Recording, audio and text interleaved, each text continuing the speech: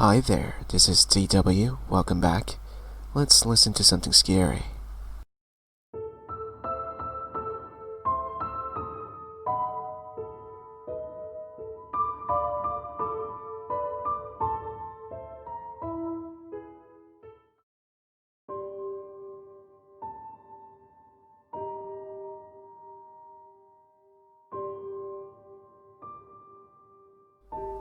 I moved a lot growing up. By the time freshman year of high school came around, I had moved 7 or so times and was about a year and a half into my most recent move. I had found a pretty close group of friends in middle school, and we all went to high school together. I met him through one of those close friends. They were in band together, and even though he was almost 4 years older than us, we welcomed him into our group. Sam was easily twice my size, tall and heavy-set, and originally kind of intimidating. Although I was never afraid of large men before him. Lesson learned. I have a kinda bad home life, and I spent as much time as I could at school, sometimes hanging around the school campus until 6 or 7 at night with this friend group. 3 of us live in the same direction, and we would walk the half-hour trip together until our paths split. One slightly colder evening, Sam offered to walk me home since the others had gone home already. I just thought he was being a gentleman. He mentioned something from a previous move when he lived in California. He didn't walk a friend home, and something horrible happened. He left it at that, and I let him walk me home. We got a lot closer after that. We bonded over both living in California and exchanged numbers. He would message me late into the night about his depression and self-harm, and I just wanted to help. A few months later, he tried asking me out. It was this big romantic gesture. He learned a Disney song on the ukulele and sang it to me in the cafeteria. But I was already dating someone, and when I turned him down, he got angry. A freaky, quiet, twitchy kind of angry. I felt so bad. I started seeing him everywhere. We were still friends. We still hang out in groups, but I would pass him on the street walking somewhere, and a few minutes later, I'd see that he changed directions and had started to follow me. He would walk me to class by following me in passing period at a distance. I started to minimize the group time we spent together, and he would follow me more. I had friends meet me at each class and walk me to my next one because I felt unsafe. He knew where I lived. Then, he started to talk.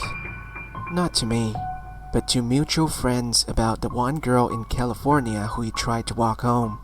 At first, she just shared my name. Some crazy coincidence. Then, she had the same brown curly hair and blue eyes, and every time he rambled about her, she became more and more like me. And then, he said what happened. Over literal weeks, this fantasy evolved. They were walking home, and they were jumped by some guy with a knife. It was a robbery gone wrong on her birthday, January 24th, my birthday, and she died horribly, and he couldn't react in time. She bled out in his arms. Sarah, who has brown curly hair, blue eyes, my name, my birthday, and sounds just like me, bled out in his arms. Each retelling added more and more detail. And this guy with his sick fantasy about my death would follow me around and knew where I lived. My boyfriend was abusive, mentally and physically, but I stayed as close to him as I could, whenever I could. Because if the worst happened, I knew for sure he could throw a punch. I never felt safe at school or in our little town walking home from school in the dark. One day at school, he had a breakdown, freaked out, and ran out of the school in a panic. I was sent after him and found him curled up on the floor. I got closer. I knew about his anxiety and depression, and my safety aside, I wanted to make sure he was okay.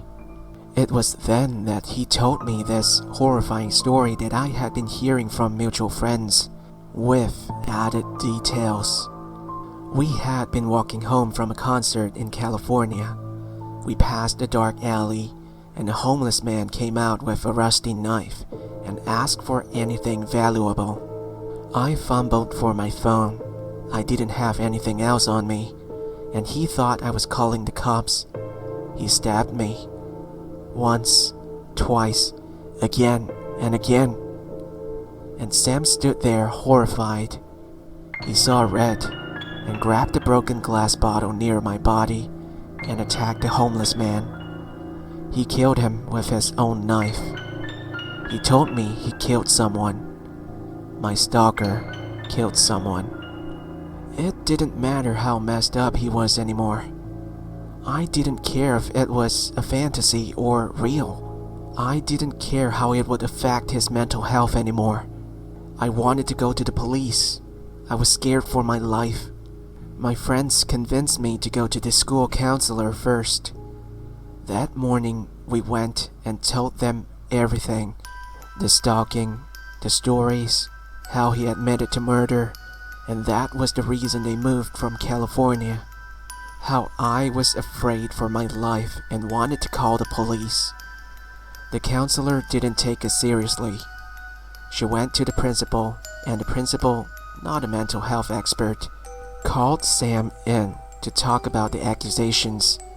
The principal then informed me that he did not think that Sam had any kind of mental illness or that I was in any danger, and that was that. I lost faith in adults, gave up on going to the police. I stayed with my friend, walking me in between classes, hiding behind my abusive boyfriend, and looking behind me every step of my walk home that year. The counselors ended up gaslighting us to the point where this all feels like a fever dream now.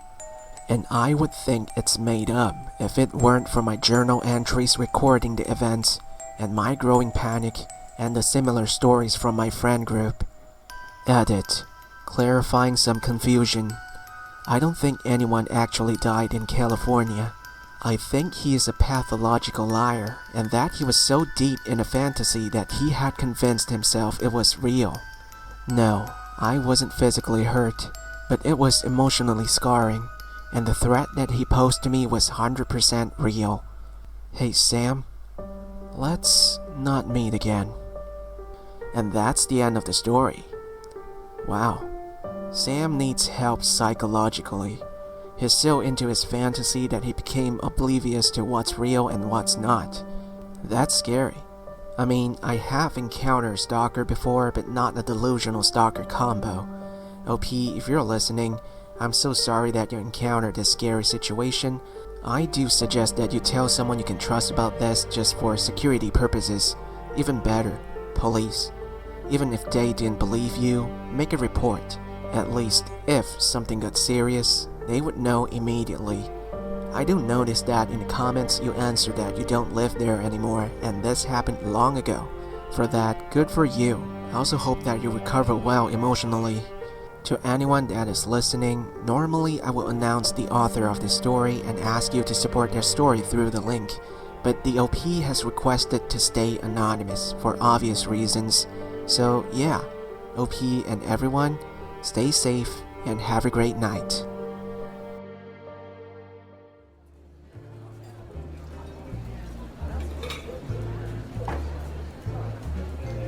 Well, that's it for the story today. Again, please subscribe if you haven't yet. It's just a simple click on my icon near the end of the video or the button right below. Some people might ask, why? My answer is this. 1. It is free. I don't see why not. 2. You get an extra video every day to enjoy even though I'm not your first pick.